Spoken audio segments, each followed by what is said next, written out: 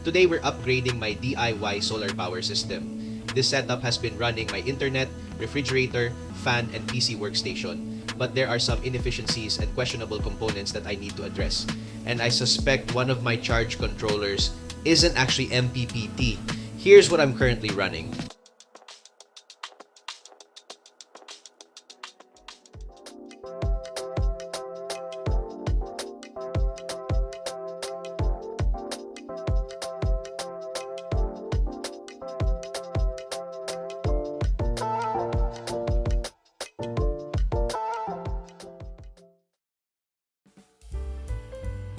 The inverter is a 1000 watt 12 volt unit with AC charging and PV input.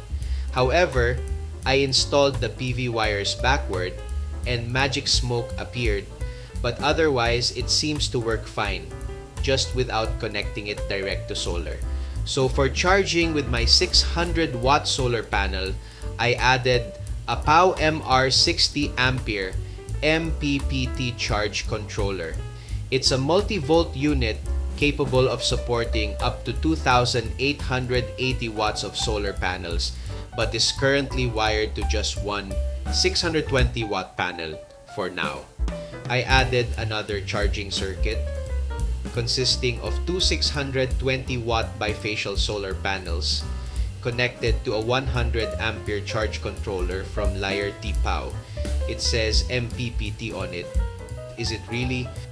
My battery bank is wired as a 12 volt system and consists of two sets of 200 ampere hour lithium iron phosphate battery cells, a 100 ampere hour LFP set from Facebook Marketplace, and 4 pieces sealed lead acid batteries for an e-bike with 32 ampere hours each. The total theoretical capacity for all batteries is approximately 628 ampere hours at 12 volts. But wait, you may say, mixing lithium and lead acid is a no-no. We'll talk about that. My DIY solar power setup powers 40 watts worth of various network devices, an 80 watt refrigerator, a 60 watt fan, and a 150 watt PC and dual monitor setup as my workstation. Right now, I'm not gaming much, but once I upgrade my graphics card, that alone can add 150 watts depending on settings.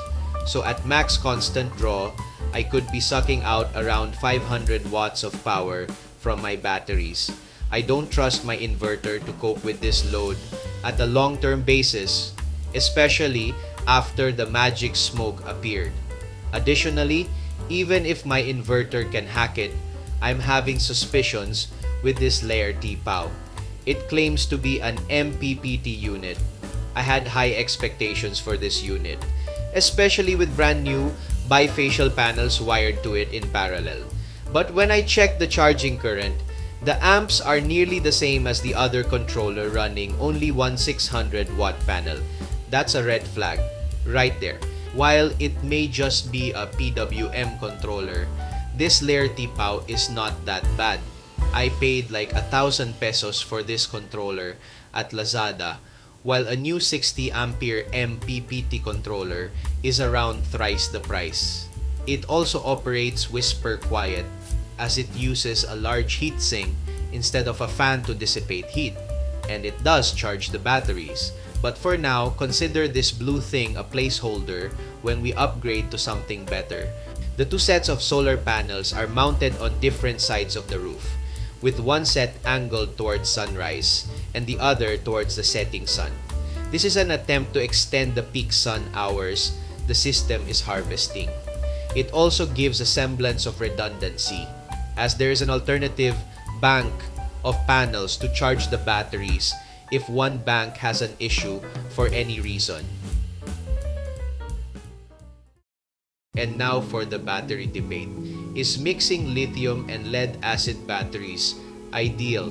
I'll be honest, this setup works, but mixing lithium iron phosphate and SLA in one 12-volt bank is not best practice.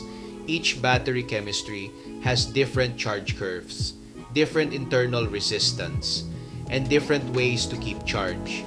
This results in potential uneven charging, long-term imbalance, and that the gel battery may drag down the efficiency of the lithium cells. I remedy the situation somewhat by setting the chargers to optimize charging the lithium batteries. It works in a DIY sense, but it's not optimized. Overall, my solar power system works, but not without its weaknesses. It's a 12-volt system, and one implication of that is when I have all my appliances running, the inverter needs to draw a lot of current. When charging the bank, the controllers also pump in a lot of amps. With high amperage, the system requires thicker cables, which results in more heat and higher inefficiencies. And with high amps comes also a higher fire risk. My inverter is capable of my current loads. However, I can't use it to cook food. A regularly sized rice cooker needs 700 watts to operate. My air fryer needs 1,600 watts. I also can't hook up air conditioning on it. Eventually, should I desire to go completely off-grid, I will need to upgrade to a higher capacity solar setup.